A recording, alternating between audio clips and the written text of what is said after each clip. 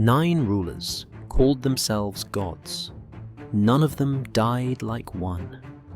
They were strangled in baths, stabbed while urinating, skinned alive, dragged naked through the streets. Every emperor who claimed eternity ended the same way: humiliated, butchered, displayed. Rome called it justice. History calls it a warning. These weren't random killings. They were public rituals. Each death told the empire what power really cost. If you value the record, subscribe. When the ledger closes, the bones still speak. Rome was the center of the known world, a machine of power that promised eternal order. But the higher a man climbed within that machine, the more fragile his body became. No position was deadlier than that of emperor. Of roughly 70 rulers who held the imperial title, more than half met violent ends. Some were poisoned by lovers, others stabbed by guards or torn apart by mobs. To rule Rome was to live with a blade at your throat. Our first case, the shortest reign of all. The year, 69 AD. The city trembled through what historians now call the Year of the 4 Emperors. 4 men claimed the same throne. 3 would die before the year was out. One of them was Aulus Vitellius, a general turned emperor, remembered less for his command than for his indulgence. Vitellius wasn't popular, but he was loved by the legions. He won their loyalty with feasts and promises. Once in power, he ruled like a man who thought the empire was his private banquet. He filled his days with actors, prostitutes, and endless meals while chaos consumed the provinces. Even his family wasn't safe. Ancient historians wrote that when an astrologer told him his reign would last as long as his mother lived, Vitellius made sure she didn't. But Rome had no patience for gluttony disguised as rule. When news spread that the general Vespasian had been declared emperor by the Eastern legions, rebellion erupted. Vespasian's brother in Rome, Sabinus, tried to secure the city, but Vitellius's supporters struck first, burning the temple of Jupiter and killing hundreds inside. That fire sealed his fate. As Vespasian's army advanced on the capital, Vitellius realized the end was near. He tried to abdicate, then changed his mind when a crowd of supporters begged him to stay. It was a fatal hesitation. By the time he reached his palace, the city had already turned. His guards deserted him. He hid in a kennel. The Emperor of Rome crouched beside chained dogs.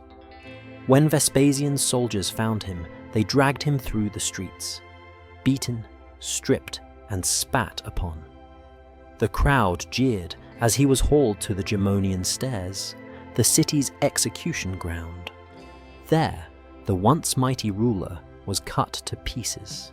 His head was displayed to the people, and his body thrown into the Tiber River. The message was clear. In Rome, even gods could be hunted like animals. Vitellius's corpse didn't just end a reign, it restored a ritual. Rome had watched its emperor torn apart and called it order.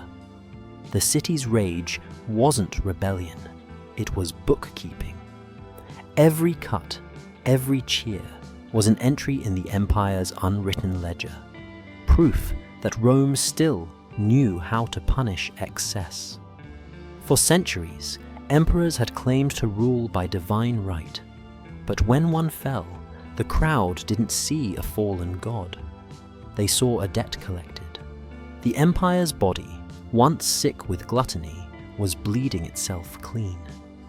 Vitellius's story was more than personal ruin. It was political anatomy. His death revealed the strange logic that kept Rome alive, the belief that violence, when performed publicly, could heal the state. After his mutilated body was thrown into the Tiber, Rome celebrated as if justice had been served. But whose justice? Not the Senate's. Most senators had already abandoned their posts. Not the gods. The temples were still smouldering from the fires his followers lit. This was the justice of the crowd, spontaneous, brutal, and deeply Roman. The historian Tacitus described the scene without ceremony. He wrote that the mob paraded Vitellius through the streets with a noose around his neck, mocking him as they beat him. They spat on him, struck him with sticks, and ripped at his clothes until nothing remained but flesh. By the time he reached the Gemonian stairs, a place reserved for the empire's worst criminals, he was barely alive. There, he was finished off and thrown into the river, the same current that had carried away centuries of Rome's forgotten dead. To modernize, it reads like chaos. But to Rome, it was purification, a performance of loyalty.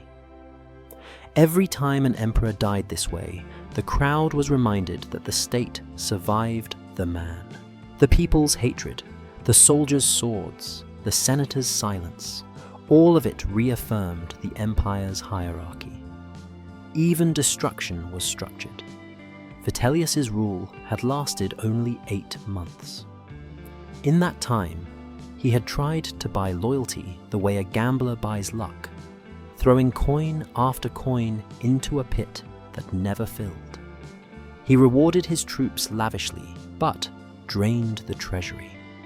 He executed rivals, ignored the provinces, and treated the empire like an inheritance to be spent. His public image collapsed faster than his armies. When Vespasian's forces entered Rome, there was no resistance worth mentioning. The city's population, exhausted from months of siege and famine, simply wanted the killing to end. But it didn't. For days after Vitellius's death, the capital was drenched in blood. Vespasian's supporters hunted his former allies, dragged them from houses, and displayed their heads in the Forum, the same square where law had once been spoken. The civil war had begun as a question of leadership. It ended as a test of spectacle. Who could demonstrate Rome's authority through cruelty most convincingly? What made these deaths so horrifying wasn't their randomness. It was their precision. The methods were chosen to match the perceived crime. An emperor who had lived like an animal was made to die among them. A ruler who had feasted on the empire's wealth was carved open before its citizens. In the eyes of Rome, the punishment fit the narrative. Even Vitellius's final humiliation, being dragged naked, carried meaning. Public nudity in Roman culture erased identity. It stripped away citizenship, rank, even gender. By parading him exposed, the mob wasn't just killing a man. They were deleting an emperor from memory. It was damnatio memoriae, the condemnation of memory, acted out in real time. Historians would later describe it as a collective therapy session for a traumatized empire. Rome had been torn between rival armies, rival ideologies, rival gods. Now, the spectacle of Vitellius's death allowed it to reassert unity through shared cruelty. The mob's violence didn't weaken the state, it stabilized it. When Vespasian finally entered Rome, he did not apologize for the slaughter. He didn't need to. The sight of Vitellius's head was proof that the empire had corrected itself. The Senate welcomed him as Restitutor Orbis, the restorer of the world. Order, they said, had returned. But in truth, only the names had changed. The system that consumed Vitellius would soon consume others. In the decades that followed, emperors learned the lesson too late. Rome's loyalty was conditional, its justice performative. The same people who cheered their coronation would one day cheer their mutilation. Each new ruler inherited not only the throne, but the method of execution waiting at its end. Vitellius's story closed one chapter of Rome's crisis, but it opened a darker pattern. From this point on, the empire learned to weaponize humiliation. Death was no longer the failure of power, it was its final expression. Vitellius's blood had barely dried before the next emperor, Vespasian, began rewriting the narrative. He commissioned monuments, burned records, and erased the names of his enemies, an official cleanup of memory. The empire moved forward, polished and disciplined, as if the horror had been a necessary correction. Rome had convinced itself that public cruelty was simply another form of governance. But if Vitellius's death was justice, what did justice truly mean in an empire that killed to stay alive? That question, buried beneath the marble, would return again and again with every emperor who followed. By the time Commodus came to power, Rome had already learned how to turn death into entertainment. Now, it learned how to turn a god into a performer. He was only 19 when he inherited the throne, the son of Marcus Aurelius, philosopher and warrior, the emperor who had written about virtue while dying on campaign. Commodus inherited none of his father's restraint. Where Marcus wrote meditations, his son wrote ticket lists.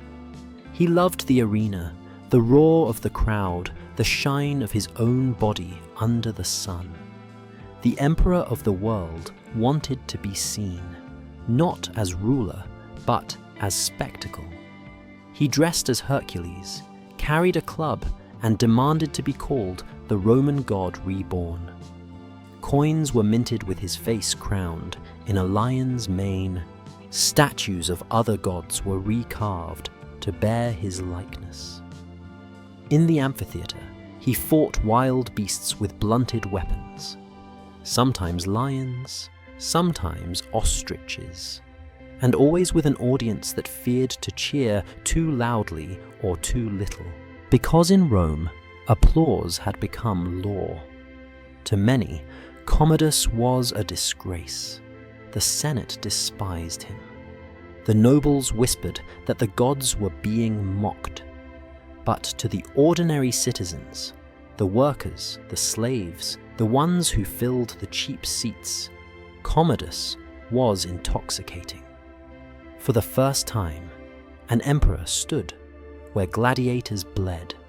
He blurred the line between ruler and entertainment, between power and performance, but the game could not last. The more he played the god, the more he demanded sacrifices, not of animals, but of people. He began executing senators, soldiers, even friends who looked at him too long or too little. He confiscated estates to fund his games. Each festival drained the treasury further, and each death bought him a few more weeks of adoration. Rome was being governed by applause, and yet, under the lights of the Colosseum, something fundamental shifted. The empire that once demanded discipline was now ruled by theater. The crowd that once obeyed law now obeyed spectacle. Commodus had found the empire's new addiction, distraction. By the 12th year of his reign, paranoia had devoured him. He saw assassins in his sleep, omens in his food, betrayal in every glance. He withdrew from governance entirely, leaving ministers to manage state affairs while he trained for performances. The empire was still running, but on autopilot, as its emperor rehearsed. He announced he would appear in public at the coming New Year festival, not as a ruler, but as a gladiator. To most Romans, this was unthinkable. The emperor was supposed to embody divine dignity. To fight in the arena, a place of slaves and criminals, was to drag the throne itself into the dirt. His closest circle tried to stop him: Marcia, his mistress, Eclectus, his chamberlain, and the Praetorian prefect, Latus. They begged him to reconsider, warning that the Senate would never forgive such humiliation. He didn't take it well. That night, Commodus wrote a list of people to be executed in the new year. At the top, Marcia, Eclectus, and Latus. But in a moment of carelessness, he left the list on his desk. Marcia found it the next morning and realized her name had been written before breakfast. That night, she smiled as she handed him a cup of wine. According to the historian Herodian, the drink was poisoned. Cassius Dio said it was the meat. Either way, the poison worked, almost. Commodus began to vomit violently, but in doing so expelled most of the toxin. He staggered toward his bath to clean himself, dizzy but alive. That's when Marcia and the others called for Narcissus, a wrestler, one of the emperor's favorites. They ordered him to finish what the poison could not. Narcissus entered quietly. Commodus was slumped in his bath, weak but conscious. The man who once thought himself Hercules barely resisted as his own companion wrapped an arm around his neck and pressed down. There were no crowds, no drums, no triumph, just water, silence, and the sound of a god dying like a man. When word reached the Senate the next morning, relief spread faster than shock. They ordered Commodus's statues destroyed, his titles revoked, and his name condemned. The Senate even renamed the months he had dedicated to himself. Every trace of his divinity was erased, as if by killing him, they could cleanse the empire of the theatre he had built. But the truth lingered in the marble dust. Commodus hadn't corrupted Rome. He had exposed it. He showed that the empire's soul had already changed, that the line between ruler and performer, law and spectacle, had vanished long before his final breath. Even his death followed the same ritual logic that killed Vitellius. The emperor dies, the city celebrates, and the state feels clean again, until the next performance. Rome, once proud of its discipline, had turned into an audience, and its gods were now entertainers in chains. The morning after Commodus's death, Rome exhaled. For 12 years, the empire had lived under a ruler who believed that applause was loyalty, and blood was proof of love. Now, his body floated lifeless in the bath where he had once trained like a gladiator. But his shadow didn't fade. It spread. The Senate declared him a public enemy. Every statue bearing his face was smashed, every inscription of his name chiseled away. The city tried to erase him, just as it had erased Vitellius before. Yet, the more Rome tried to purge its memory, the more obvious the truth became. Commodus had not been an accident. He was the empire's reflection, too honest for comfort. The story should have ended there, but Rome's hunger for divine spectacle didn't die with him. It only became bureaucratic. In the weeks that followed, the Senate scrambled to restore dignity to the throne, appointing an old, cautious man named Pertinax as emperor.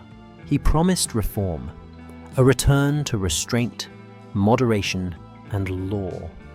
But Rome wasn't interested in restraint anymore. The people wanted another show, The soldiers wanted payment. The gods wanted an audience. Pertinax lasted 86 days. His first mistake was financial honesty. When he tried to limit the bonuses promised to the Praetorian Guard, the emperor's own protectors, they killed him inside his palace. No trials, no ceremony. They simply drew swords and ended another reign before spring had even settled over the city. Then came the most grotesque moment in Roman history, the auction of the empire. After murdering their emperor, the Praetorians opened the palace gates and announced that the throne would go to the highest bidder. 2 senators arrived with offers. One of them, Didius Julianus, promised each soldier 25,000 sesterces, a fortune. They accepted. For the first time, the empire itself was sold like property. Rome had reached a new kind of theatre, not of gods, but of transactions. The people despised Julianus. They shouted robber whenever he appeared in public. The Senate obeyed him, but only out of fear. In the streets, mobs demanded vengeance for Pertinax. Elsewhere, 3 generals, Pescennius Niger in Syria, Clodius Albinus in Gaul, and Septimius Severus in Pannonia, raised their legions in revolt, each claiming to be the true emperor. The empire fractured again, torn between armies and egos. Severus was the first to reach Rome. He promised to avenge Pertinax and restore discipline. Julianus, desperate, tried to appeal to the Senate, but no one moved. When Severus's forces surrounded the city, the Senate declared Julianus a traitor. He was executed quietly in his own home. The auctioned emperor had lasted 66 days. To the common people, this cycle of coronation and execution no longer shocked, it entertained. Each emperor's death had become part of a larger script, the cleansing of the empire through public removal of the unworthy. Vitellius's mutilation, Commodus's strangulation, Pertinax's stabbing, Julianus's decapitation, all were scenes from the same drama. What Rome called restoring order was now indistinguishable from the performance of violence itself. And Severus understood this better than anyone. When he entered Rome in triumph, he marched directly to the Praetorian camp. He disbanded the guard, executed their officers, and replaced them with his own soldiers. Then he staged a state funeral for Pertinax, the emperor the guard had killed. The entire ceremony was a masterpiece of contradiction, punishment and piety, terror and morality, woven together. The city wept as Severus played both avenger and priest. He wasn't just restoring justice, he was choreographing it. From that point on, imperial death became a ritual of legitimacy. Each new ruler proved his right to rule, not by lineage, but by how effectively he could avenge or erase the last emperor. The theatre of divinity had become policy, and the audience, the Roman people, had learned to expect it. Commodus had blurred the line between ruler and performer. Severus erased it completely. He filled the empire with monuments to victory, towering arches and marble reliefs depicting gods blessing his conquests. But behind the polished stone lay a harsher truth. Rome now believed that spectacle was stability, so long as the crowd could watch an enemy, any enemy, fall. The empire would feel safe. Historians would later call this the Severan bargain, the idea that cruelty could substitute for legitimacy. Severus reigned 17 years, longer than almost any emperor since Augustus. He expanded Rome's borders, enriched its coffers, and left a clear inheritance to his sons, Caracalla and Geta. But his legacy wasn't just conquest, it was normalization. He had turned imperial violence into routine procedure. At Severus's death in 211 AD, the empire was again divided, this time not by generals, but by brothers. Caracalla and Geta were meant to rule together. Instead, they prepared to kill each other. Rome, watching from afar, no longer flinched. It had seen this play before. Each emperor believed he could outlive the system that consumed his predecessor. Each became the next exhibit in the theatre of divinity. Rome, once an empire of laws, was now an empire of rehearsed vengeance. A stage where gods bled, citizens cheered, and history wrote the script. Caracalla's reign began with blood. He was supposed to share power with his younger brother, Geta. Their father, Emperor Septimius Severus, had warned them with his last words: "Be harmonious, enrich the soldiers, and scorn all others." They remembered the second part. The first, harmony, died with him. Barely a year after Severus's funeral, Rome had 2 emperors, 2 courts, and 1 palace divided by a wall. They ate in separate rooms, addressed the Senate separately, and even split the Praetorian Guard between them. Every corner of the imperial household became a battlefield. Their mother, Julia Domna, begged for peace. Caracalla gave her silence. Geta gave her tears. It ended the only way it could. In 211 AD, while visiting their mother's apartments, Geta was ambushed by Caracalla's soldiers.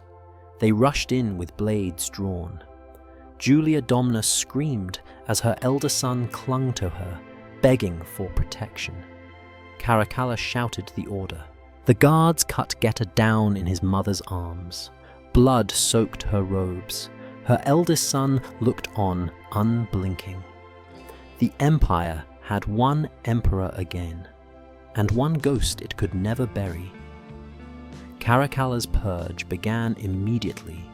He declared Geta's supporters traitors and executed more than 20,000 people, senators, officers, even servants who had once spoken the dead boy's name. Images of Geta were destroyed, his name chiseled off every monument, his memory erased from official records. It was damnatio memoriae at industrial scale, the empire cleaning itself by deletion. But the more he erased his brother, the more Caracalla resembled him. Rome saw a tyrant trying to hide the blood on his hands beneath titles and taxes. He ruled by fear, not policy. He increased soldiers' pay to keep their loyalty, bankrupting the treasury in the process. He passed the Constitutio Antoniniana, a decree granting Roman citizenship to nearly every free man in the empire, not out of mercy, but to collect more taxes. Every privilege had become a transaction. Even loyalty had a price tag. But fear corrodes from within. Caracalla saw assassins everywhere, among nobles, priests, and his own guards. He abandoned Rome entirely, traveling constantly with his armies, believing that distance could keep him alive. He dreamt of Alexander the Great, the boy conqueror who died young and divine. Caracalla saw him as a mirror, not a warning. He began wearing Macedonian dress, painting himself as Alexander reborn. And like Alexander, he turned his eyes east, toward Persia. In 216 AD, Caracalla led his army across Asia Minor, claiming he would avenge ancient insults against Rome. But the campaign was as delusional as it was ambitious. He executed his own officers for imagined conspiracies, then ordered massacres in cities that refused him supplies. The empire had followed him into madness. The end came not in battle, but on the roadside. In April 217 AD, Caracalla was traveling through Mesopotamia to visit a temple near Edessa. He stopped along the way to relieve himself. A routine, unguarded moment. Behind him, one of his own soldiers approached, a man named Julius Martialis. Depending on the source, Martialis's motive was personal.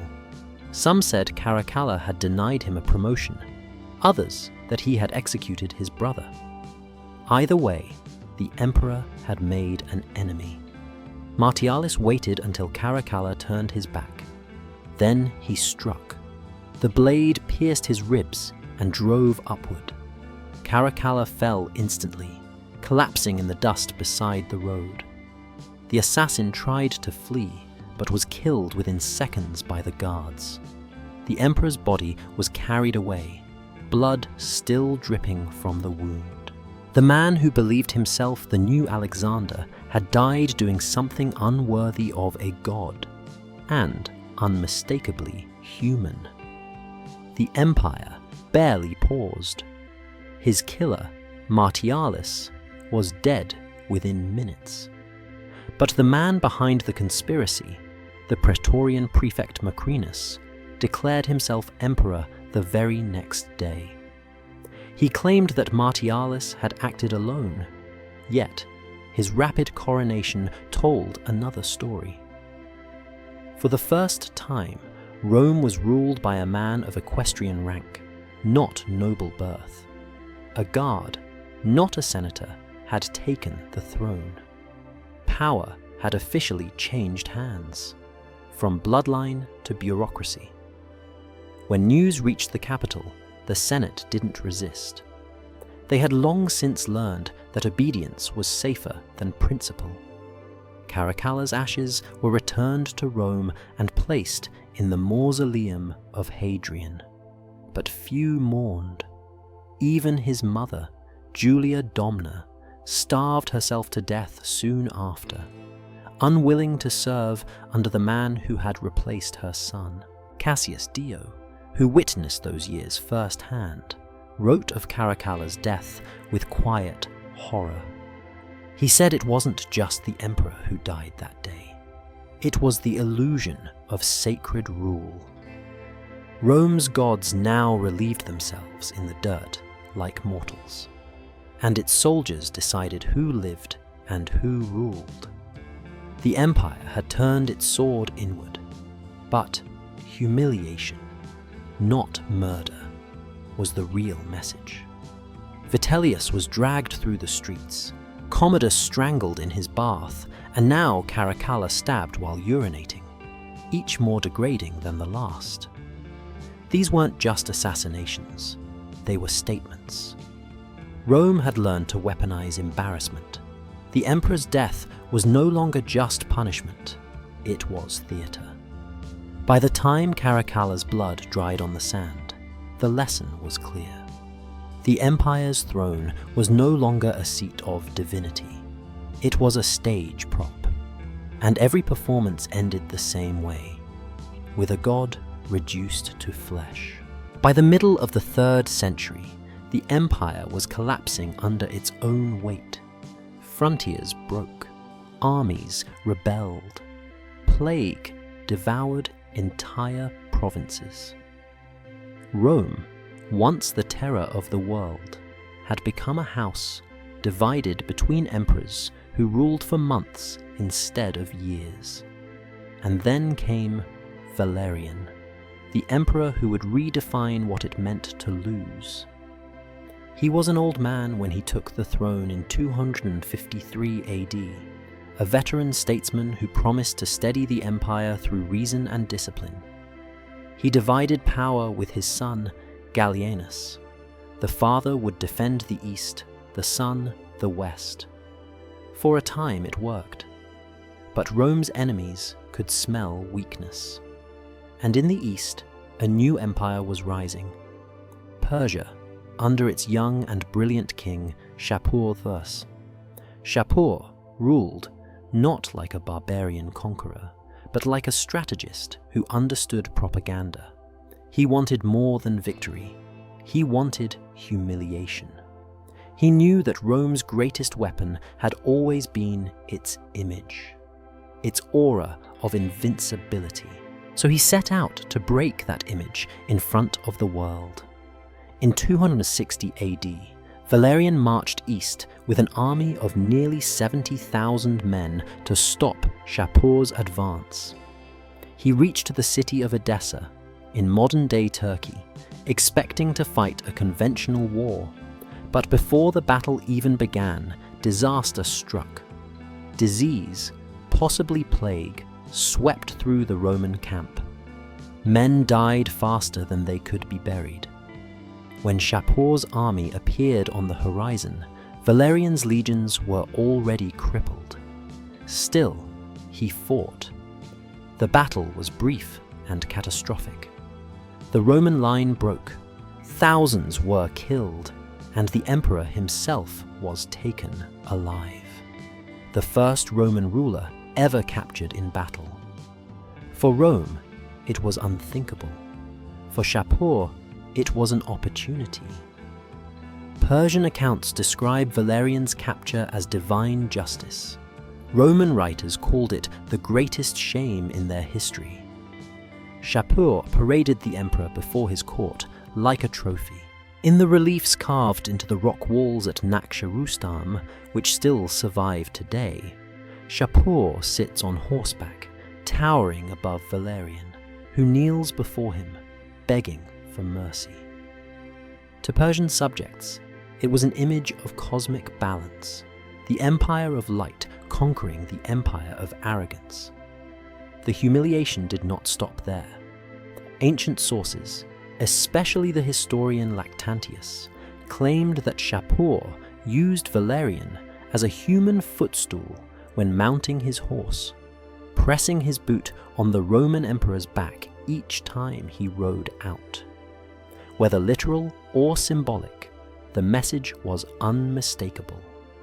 Rome's god-king had become an object.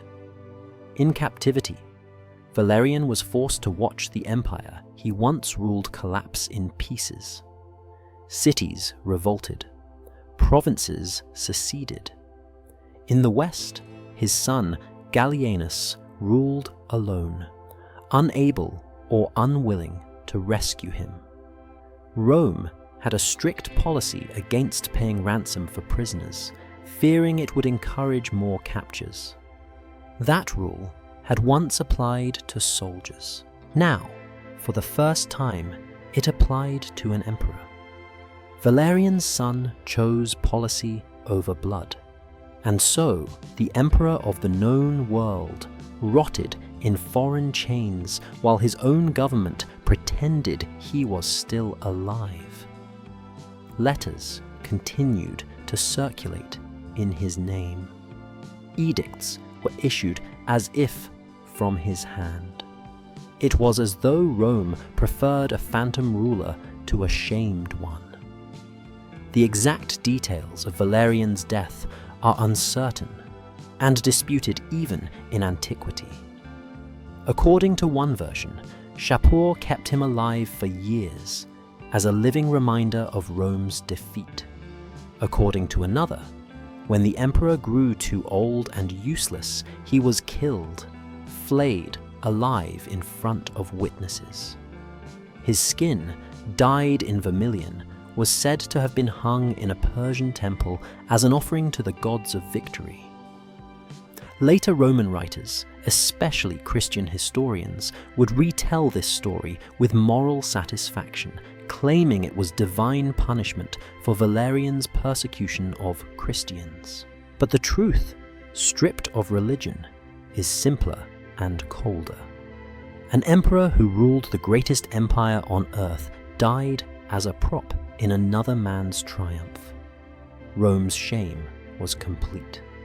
In its own propaganda, emperors were semi-divine, chosen by heaven, invincible in war, eternal in name. Now, one of them had been reduced to decoration. For centuries, Rome had used public death to instruct its people about power. Now, Persia returned the lesson. The empire that had built its authority on spectacle was forced to watch another civilization stage its own performance, this time with a Roman as the prisoner. When the news finally reached Rome, Gallienus ordered silence. There would be no official mourning, no monuments, no day of remembrance. The empire pretended Valerian's capture had never happened. It was the ultimate damnatio memoriae, not destruction by the mob, but erasure by the state itself. And yet, history remembered, because the Persians recorded it in stone. They immortalized the moment when the god of Rome bowed to the god of Persia. It was more than revenge, it was communication. A message written not in language, but in posture. One empire kneeling to another. In the centuries that followed, Rome would never fully recover from the psychological wound. Its borders would shrink, its armies grow more defensive, its rulers more paranoid. Valerian's humiliation taught the world that even the mightiest empire could be turned into theatre, and that the audience, whether in Rome or Persia, would always applaud. The empire of order had been made to kneel, and in doing so, it discovered the one truth its own laws had always denied. Power doesn't die from defeat, it dies from exposure. By the time Valerian's skin was said to hang in a Persian temple, the Roman Empire had already learned to price suffering. Its ledgers were filled not only with grain, weapons, and gold, but with people. Each execution, each festival, each victory procession had its cost carefully documented. How many prisoners supplied, how much oil burned, how much blood spilled. Violence had become an expense, and a profitable one. Rome's bureaucracy, the most complex in the ancient world, treated cruelty as an instrument of management. The same accountants who tallied taxes also recorded the costs of punishment. A crucifixion required timber, nails, and guards' wages. A gladiatorial show required beasts imported from Africa, handlers, medics, and musicians. The amphitheatre was both a court and a marketplace. Citizens paid for entry. The emperor paid for approval. By the 3rd century, spectacle was no longer spontaneous. It was scheduled. Cities petitioned the imperial treasury for funding to host executions and games, calling them gifts to the people. Provincial governors used public punishments as political statements, proof that they were enforcing Roman order. What had once been religious ritual was now civic infrastructure. Archaeologists have unearthed stone tablets listing payments to beast suppliers and execution technicians. One inscription from North Africa details compensation for a man responsible for maintaining the arena's drainage system, because the floor had to absorb gallons of blood without staining the sand too long. Another document from Pompeii shows the purchase of wild animals for a festival to celebrate the emperor's divine fortune. Each lion, each bear, each condemned prisoner was itemized like inventory. This was not sadism for its own sake. It was logistics, the smooth functioning of imperial theatre. Rome didn't hide its cruelty, it budgeted for it. The psychology behind this was as intricate as the bookkeeping. When the empire punished publicly, it was reaffirming hierarchy. The condemned, criminals, rebels, slaves were displayed not only as examples, but as reminders of where power resided. To witness their deaths was to participate in the empire's self-renewal. The crowd became both judge and accomplice. Over time, this logic extended even to emperors. When Vitellius was dragged through the streets, when Commodus was strangled, when Caracalla was stabbed mid-act of nature, the rituals followed the same grammar. each body, regardless of status, became a tool for restoring order. Rome's true religion was administration, and its god was equilibrium. The cost of maintaining that equilibrium kept rising. Armies demanded higher pay. Spectacles required greater scale to impress a weary populace. In the Colosseum, 9,000 animals died during the 103-day celebration of Emperor Trajan's victory in Dacia. The events cost millions of denarii, nearly the annual budget of a province. But it was not waste. It was investment. The slaughter was meant to remind citizens that the empire's wealth was limitless and that dissent was meaningless. Even the most brutal punishments, flaying, burning, impalement, were performed within the boundaries of law. Every lash had precedent. Every execution followed a bureaucratic process. Rome's cruelty was never chaos, it was procedure. And because it was procedural, it could be justified.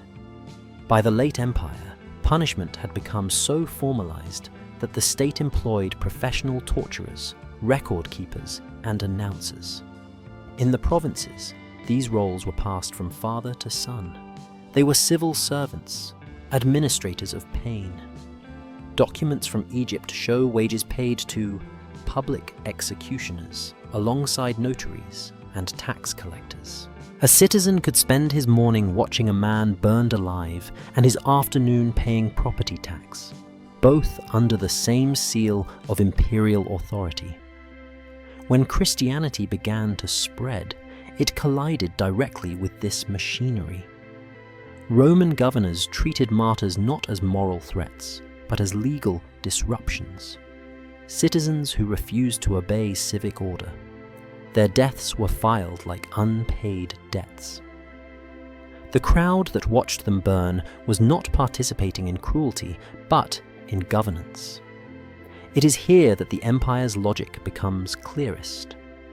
For Rome, pain was not a failure of the system. It was the system. Historians call this the economy of fear. It relied on visibility. Punishment had to be seen to work. Every public execution reaffirmed the empire's omnipresence. Every cheer from the crowd translated into legitimacy. Spectacle, taxation, and obedience formed a closed loop. To rule millions across continents, Rome didn't need every citizen to love it. It just needed them to look. The emperor stood at the center of that cycle, both sponsor and subject. When a ruler died, his corpse completed the accounting. His death proved that even the highest office was accountable to Rome's invisible balance sheet. Vitellius's flaying, Commodus's strangulation, Caracalla's roadside death, these were not exceptions. They were payments made to maintain the illusion of order. In time, even the crowd began to sense it. The screams in the arena sounded familiar, the faces changed, but the choreography stayed the same. When the audience cheered for punishment, they were applauding their own submission. Pain had become Rome's shared language, understood by all, feared by all, and demanded by all. The empire had invented something far more enduring than conquest or architecture. It had invented the idea that cruelty could be organized, that control could be disguised as justice, and justice could be monetized. Rome taxed everything: land, salt, labor, even faith. But its most reliable tax was terror, and everyone paid. By the 5th century, Rome was no longer the Rome that Vitellius had ruled or Commodus had mocked. The marble was cracked, the legions fractured, the Senate hollow. But the system, that old machinery of humiliation, still worked. It no longer needed grandeur. only procedure. The empire was now split between two capitals, Constantinople in the east and Ravenna in the west. The east had the wealth, the scholars, the armies. The west had what was left of the title, and the habit of killing those who wore it. In 423 AD, Emperor Honorius died without an heir. He had ruled the Western Empire for 3 decades, timid, ineffectual, and largely controlled by court officials. But his death left a vacuum. And in Rome, vacuums were invitations. The man who filled it was Johannes, a former secretary in the imperial court. He wasn't born noble. He wasn't part of any dynasty. But he was competent, calm, literate, admired by bureaucrats. For once, Rome had an emperor who governed with reason instead of vanity. Even his critics admitted that Johannes neither robbed nor murdered, that he listened more than he spoke. In another world, he might have been the reformer the West needed. But virtue was not legitimacy. Honorius's sister, Galla Placidia, had fled to Constantinople years earlier with her young son, Valentinian. To her, the throne of the West belonged to her child, not to a clerk. And to the Eastern Emperor Theodosius II, Johannes was not a reformer, he was a usurper. The East prepared for war. But they wouldn't call it a war of ambition. They called it a purification. When the Eastern army landed in Italy in 425 AD, Johannes was still negotiating for peace. He even sent envoys to the Huns, seeking help. But his letters arrived too late. Ravenna, the western capital, fell with barely a fight. Johannes was captured alive and brought to Aquileia. Theodosius didn't order his execution immediately. He staged it. According to chroniclers, Johannes's right hand, the one that had signed imperial decrees, was cut off first. Then, the former emperor was dressed in rags, mounted backward on a donkey, and paraded before the crowds. They jeered, threw refuse, spat, and laughed. To them, this wasn't murder. It was cleansing, the ritual removal of an impure ruler. When the procession ended, he was taken aside and beheaded. His severed head was displayed publicly to announce that the empire had been restored. What made the execution of Johannes so disturbing wasn't its violence. By Roman standards, it was mild. It was the conviction that the act itself was holy. The new regime called it an act of purification.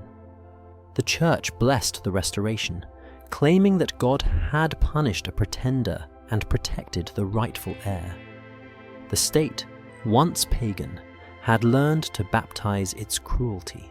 The old rituals of pain, parading, mutilation, exposure, were now rewritten as moral duties. Rome had found a new language for its oldest instinct. Where once it had burned heretics for disobedience to the gods, now it executed sinners for disobedience to God's chosen order. Political violence had become theology. Johannes's short reign had lasted barely 2 years. Yet, in that time, he had proven that Rome no longer needed corrupt emperors to create cruelty. It only needed belief. Faith had become the new bureaucracy. The same crowd that once cheered gladiators now cheered divine vengeance. Where pagan Rome had shouted for spectacle, Christian Rome prayed for judgment. But the sound was the same. The historian Procopius later wrote that Johannes had been mild and prudent, and that his execution was an unjust tragedy. But in the imperial archives, his death was recorded simply as correctio. Correction. The word said everything. In Rome, every act of power, no matter how brutal, was a form of correction. It wasn't vengeance, or hatred, or fear. It was the empire tidying its files. The symbolism of Johannes's punishment, the severed hand, was not random. In Roman law, the hand was the instrument of authority, the seal, the decree, the command. To remove it was to revoke not just life, but identity. The act was both judicial and theatrical. The audience didn't see a human body mutilated. They saw an idea erased. The crowd rejoiced because they believed the empire had been purified. But what they had really witnessed was the death of competence, the triumph of legitimacy over merit. After Johannes, the Western Empire never truly recovered. Its rulers became figureheads, its armies mercenaries, its borders fantasies on maps. But the ritual of public purification remained. Every failure of governance, every civil war, every purge was justified in the same language: cleansing, renewal, restoration. Rome had transformed brutality into morality, and morality into governance. From Vitellius's dragged corpse to Johannes's cut hand, the empire's methods had barely changed. Only the vocabulary had evolved. What was once called justice became penance. What was once called fear became faith. But the principle endured. To maintain order, Rome needed victims. And the final irony was this: by killing its most capable ruler in the name of purity, Rome didn't save itself. It sterilized itself. The empire would soon fade, not in flames, but in exhaustion, purified to death. Across 4 centuries, from Vitellius to Johannes, the Roman Empire perfected the same equation. Power demanded purity, and purity demanded pain. Every emperor's death, whether by mob, lover, soldier, or foreign king, was written into that formula. The logic never changed, only the instruments did. The spectacle began as punishment for the unworthy. Then it became entertainment for the masses. Finally, it turned inward, a self-regulating mechanism that destroyed its own operators. By the end, Rome didn't just punish corruption, it punished existence itself. Historians often speak of Rome's decline as if it were a slow erosion, of borders, of morals, of coinage. But the real decay began much earlier, in something invisible: the empire's psychology. It had built a system that required constant reaffirmation of authority through pain. To rule was to prove the right to rule, over and over, in front of witnesses. The emperor's body was no longer private, it was public property. His survival validated the state, his death renewed it.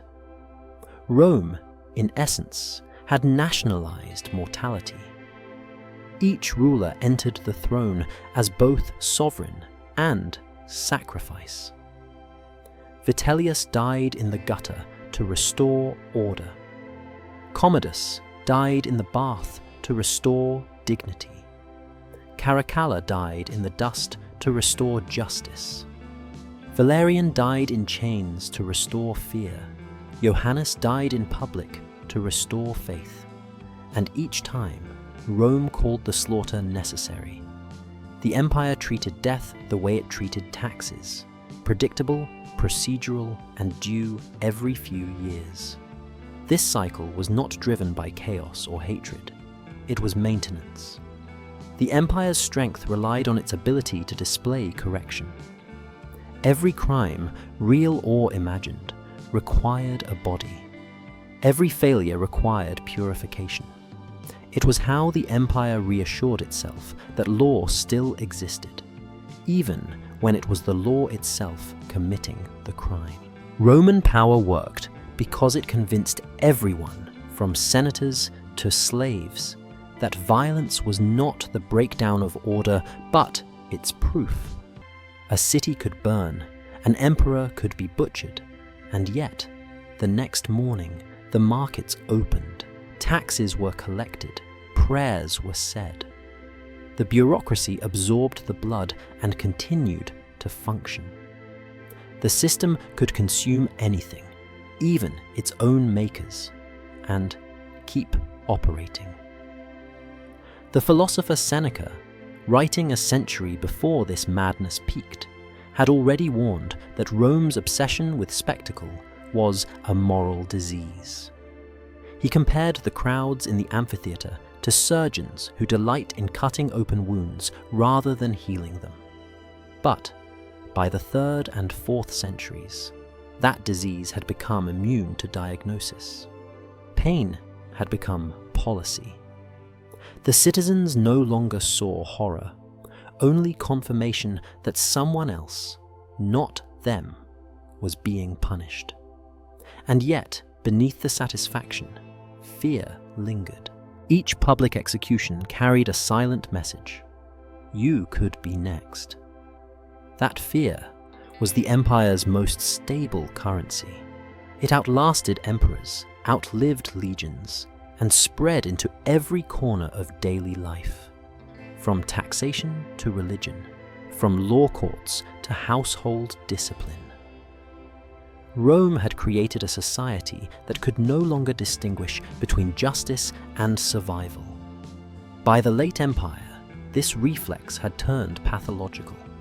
When something broke, a famine, a mutiny, a bad omen, the response was always the same. Find a body to balance the scales. It could be a general, a governor, or an emperor. The identity didn't matter. The system required proof of control, and that proof could only be written in flesh.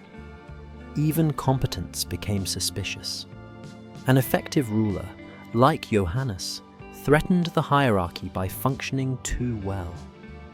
A compassionate emperor, like Pertinax before him, provoked disgust rather than gratitude. Rome no longer trusted peace. It trusted punishment. A quiet reign looked like weakness. A bloody one felt like stability. The empire had entered what modern historians call the autophagic phase, when an organism begins to devour its own tissue to stay alive. In the Roman case, that tissue was human. The throne itself had become the most dangerous seat in the world, not because of barbarians or conspirators, but because the system needed periodic victims to feed its myth of permanence. By the 5th century, the pattern was unmistakable. The imperial cult, once designed to glorify the emperor, now functioned as a cycle of exaltation and erasure. Rulers were deified in life, executed in death, and then deified again in sanitized memory. It was political recycling.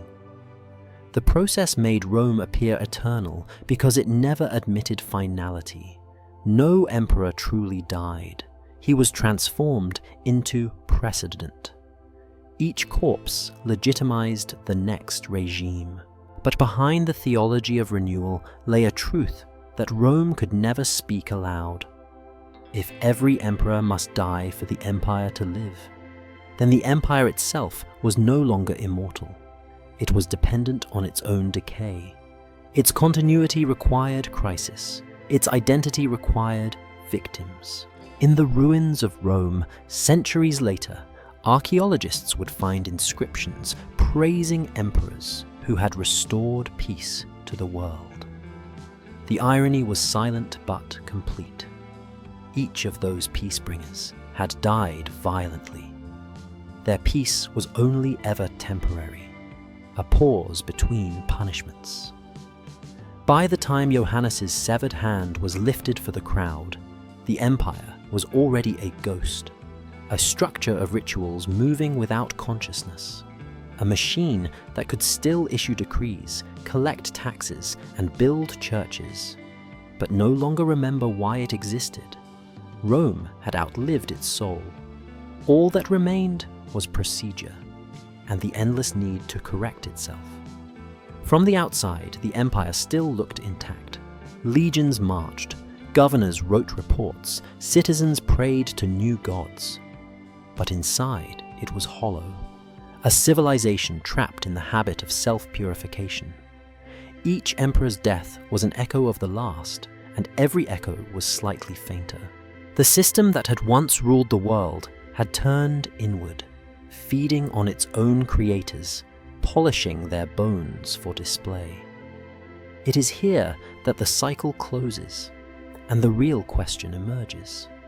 Was Rome destroyed by its enemies, or by its own addiction to control? And if every act of power demands a victim, how long before the victim is the empire itself? By the time the Western Empire began to crumble, the Romans no longer thought of violence as a failure of morality. They thought of it as structure. Killing had become not a disruption of peace, but the ritual that preserved it. Every execution, every crucifixion, every emperor paraded in chains, all of it fed a single illusion, that Rome could cleanse itself through pain. Historians call this transformation the sacralization of violence. It began quietly, centuries earlier, when the empire fused law with theology. Under Augustus, punishment was framed as divine justice, an echo of the god's will. Under Constantine, it became Christian justice, the will of heaven made bureaucratic. The vocabulary changed, but the formula did not. Every act of cruelty was an offering to order. Each death had to mean something. In the early Republic, violence had been pragmatic.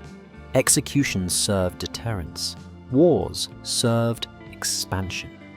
But by the imperial era, Rome no longer needed to conquer land. It needed to conquer meaning. Its spectacles, its laws, its endless purges. These became a moral theatre designed to reassure the population that history itself was under control. Inside that theatre, pain acquired holiness. The executioner acted as priest. The arena became altar. When a traitor was flayed or burned, the act wasn't seen as personal vengeance. It was the empire purifying its own body. To spill blood was to perform maintenance on the divine machine.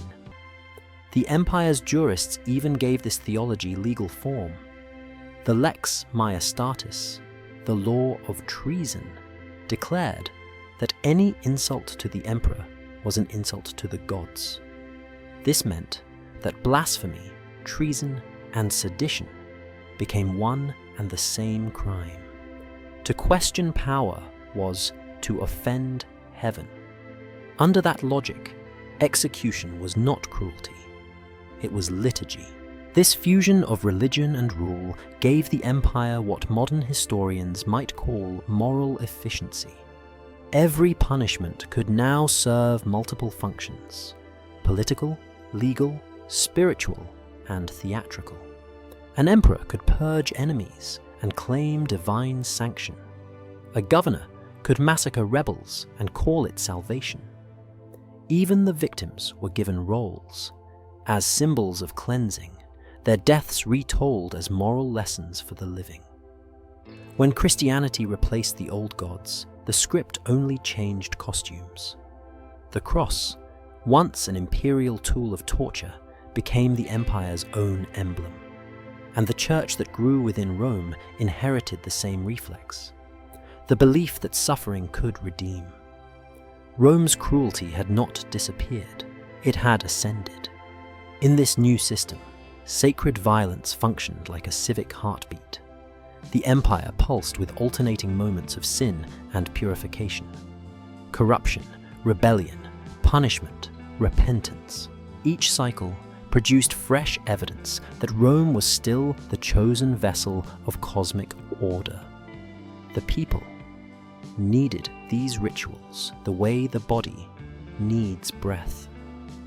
They confirmed that history still had direction. And yet, behind the piety, there remained the same cold arithmetic. Every act of redemption still had a cost. Every miracle required victims. When the emperor presided over games or purges, he was offering proof that the empire still deserved its own survival. This logic survived long after the emperors themselves were gone. Even as the Western Empire fractured under barbarian pressure, the rituals persisted. When new rulers took power, generals, bishops, kings, they borrowed Rome's vocabulary of purification. They too spoke of cleansing corruption, restoring order, defending the faith. Every massacre became a moral act. Every conquest a form of penance. The empire's body had died, but its theology of pain endured. That was Rome's true invention. Not architecture, not roads, not law, but the idea that order itself must be sanctified by suffering. In that idea lay the seed of every later empire that justified its own violence through destiny, progress, or divine right. It was a template: cleanse, display, repeat. From the ruins of the Colosseum to the basilicas of Constantinople, the symbols remained the same. Blood had changed its context, not its function. The amphitheater became the church. The execution ground became the altar. And the crowd, the eternal crowd, kept watching. Even the language of empire learned to disguise itself. What once was called spectacle was renamed ceremony. What once was vengeance became judgment. And cruelty, when performed correctly, became indistinguishable from virtue. Rome's legacy wasn't its brutality, it was its justification. It taught the world that power, if wrapped in sanctity, could be infinite, that the sword and the sermon could speak the same tongue. By the 5th century, the empire had already exported this theology across continents. Its generals carried the sign of the cross on their shields, believing it guaranteed victory. Its courts punished heresy as if it were rebellion. Its rulers believed the stability of heaven itself depended on their rule. Violence was no longer the tool of empire, it was the empire's meaning. But here lies the paradox that Rome could never solve. If violence is sacred, then peace is heresy. If punishment is holy, then mercy is rebellion. And so the system kept turning, its rituals feeding on their own justification, its victims sanctified by the very structure that killed them. Rome didn't simply invent the politics of pain. It invented the theology that made it eternal. And as the empire began to fade from the map, that theology stayed behind, etched in law, liturgy, and language. Every future civilization that believed in its own righteousness would carry a trace of it. For when power calls its cruelty sacred, it never truly dies. It only changes its altar. Every empire runs on a currency. Rome's was obedience. Gold built its monuments, but fear kept them standing. Fear was more reliable than loyalty, cheaper than virtue, and infinitely renewable. It flowed through every level of the state, from the emperor's chamber to the slave's cell, as quietly as air. By the late empire, obedience was no longer a moral duty. It was an economic transaction. Rome learned early that control wasn't about belief, it was about exchange. Citizens obeyed because obedience came with privileges, safety, citizenship, the right to live within the empire's order. In return, they paid taxes, attended rituals, cheered executions, and performed deference. Obedience became a public performance that reaffirmed the hierarchy every day. When emperors changed, the ritual stayed the same. New faces, new slogans, same structure. Even rebellion was predictable.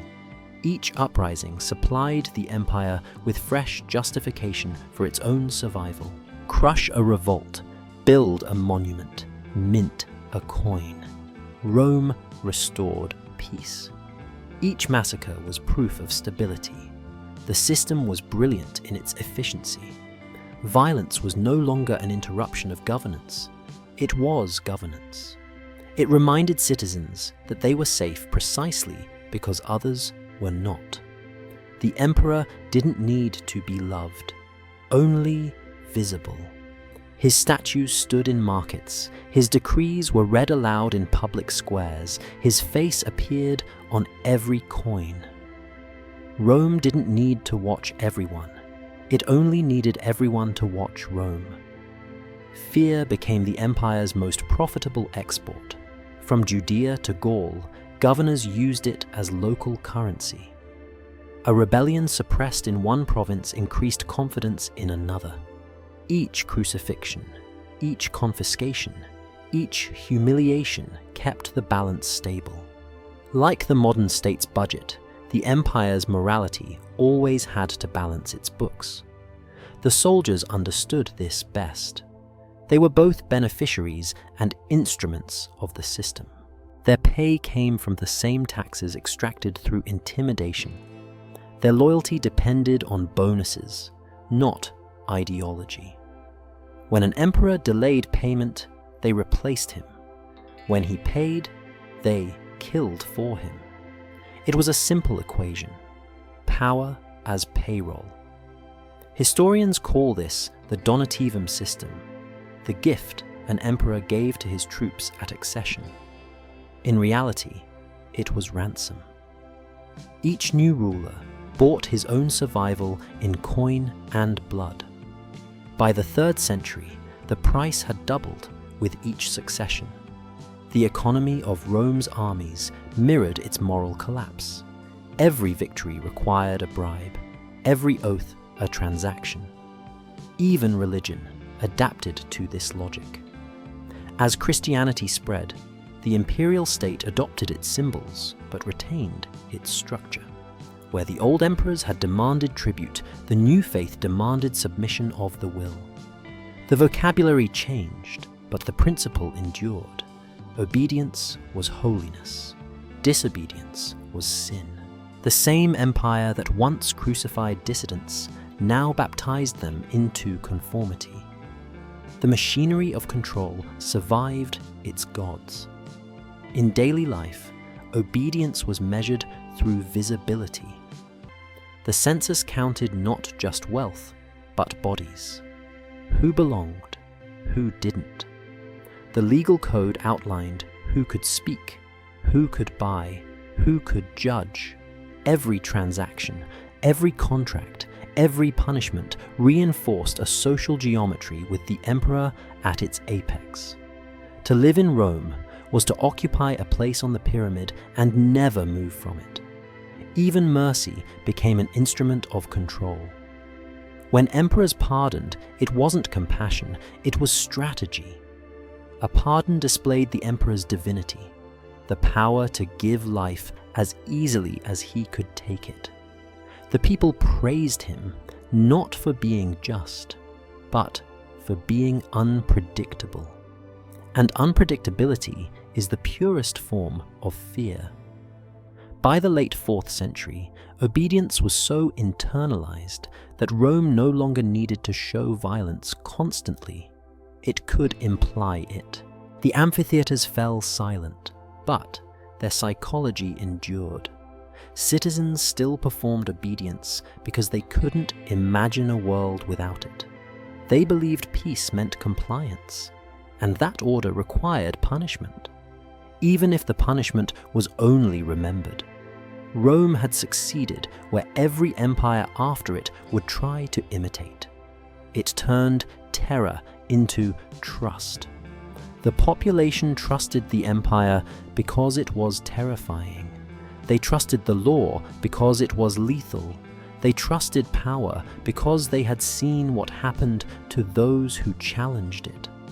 That is how obedience becomes a reflex, not a choice, but an instinct.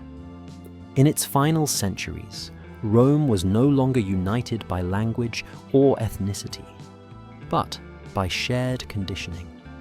A Syrian soldier and a Gallic merchant had little in common, except the habit of submission.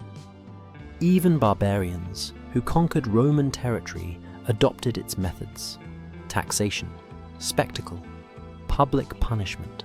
They didn't just inherit an empire, they inherited its operating system. And that operating system was fear, perfected into routine. When the Western Empire finally fell in 476 AD, there was no grand battle, no climactic destruction. The machinery simply stopped turning. The records, the rituals, the reflexes, they survived. Because obedience doesn't need walls or armies. It only needs memory. Rome's monuments still stand, not because the empire endured, but because obedience did. Its ruins are silent reminders of a contract humanity has never stopped signing. Security in exchange for submission. Peace in exchange for participation. Order in exchange for silence. That was the real tax Rome collected. Not gold, not grain, but willpower. And in that tax, the empire discovered something immortal. Because even when its borders vanished, its economy of obedience survived. In kings, in churches, in nations that learned to rule. Not by love, but by fear dressed as law. When law becomes spectacle, justice dies quietly. Rome had written more laws than any civilization before it.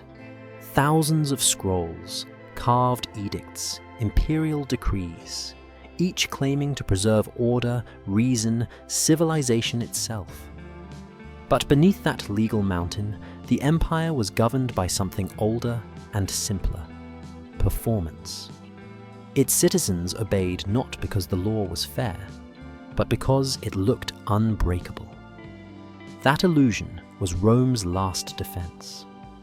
By the 5th century, the empire's armies were mercenaries, its senators ceremonial, its emperors puppets.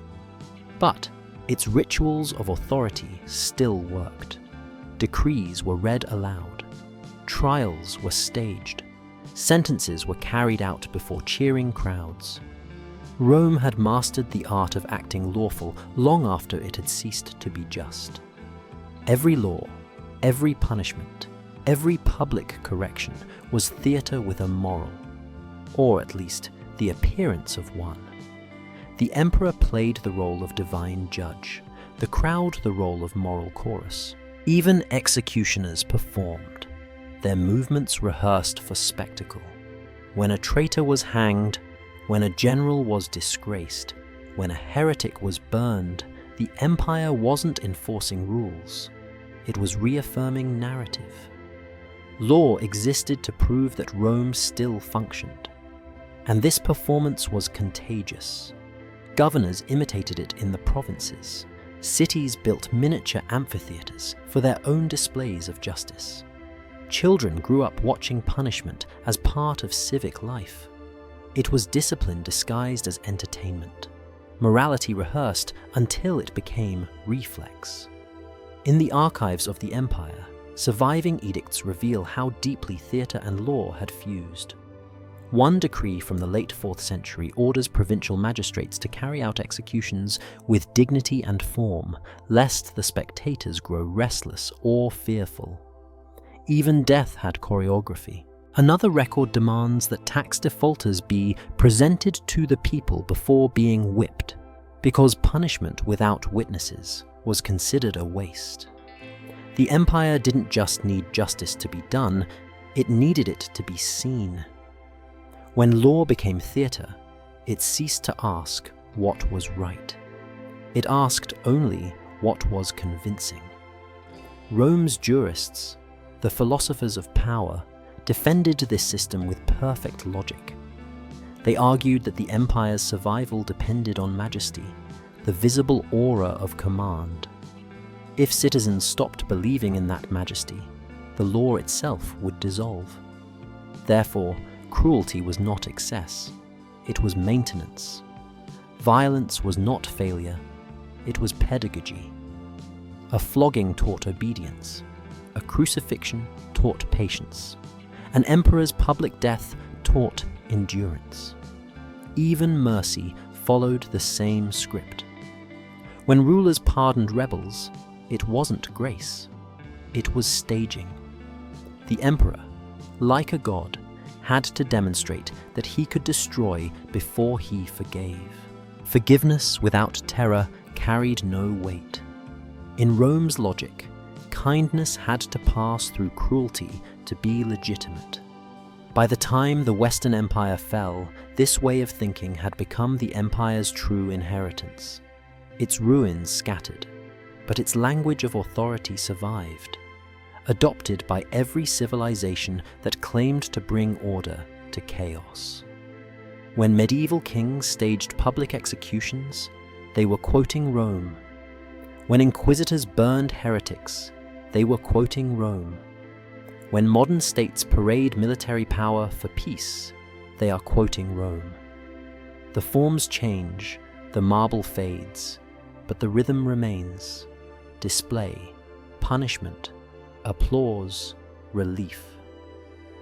The crowd feels safe because the system still performs control. That is the oldest illusion of empire, that obedience is peace, and that spectacle is truth. The historian Tacitus once asked, "They make a desert and call it peace." He meant it as condemnation. Rome took it as instruction. Its governors repeated that phrase across provinces for centuries, unaware that it described them perfectly.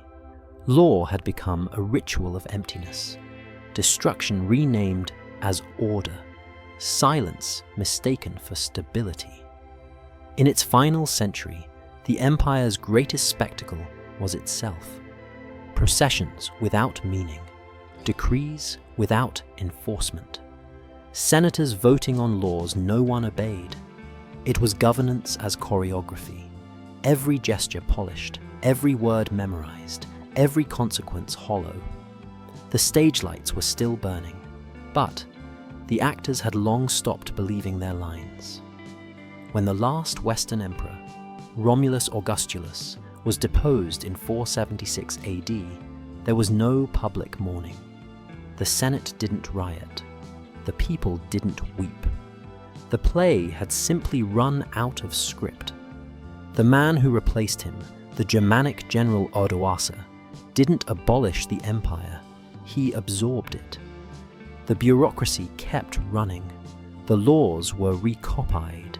Even the imperial seal remained in use. The theatre continued under new management. Rome had finally proved the perfection of its system. An empire so procedural that it could survive its own disappearance. 2,000 years later, the echoes remain. Modern states still stage their legitimacy in courts, parades, and televised trials. They still use punishment as demonstration, law as choreography, spectacle as control. We have inherited Rome's grammar, the belief that order must be seen to exist. Rome did not fall because it was cruel. It fell because cruelty became its language, a dialect so persuasive that even collapse looked like ceremony. Its ruins do not whisper tragedy, they whisper continuity. How did the Roman Empire, the peak of law, transform pain into propaganda? By confusing justice with performance. By teaching the world that power to endure, must always be displayed, even when it is empty. And in that silence between display and belief, between theatre and truth, you can still hear it, the applause of an empire that outlived itself.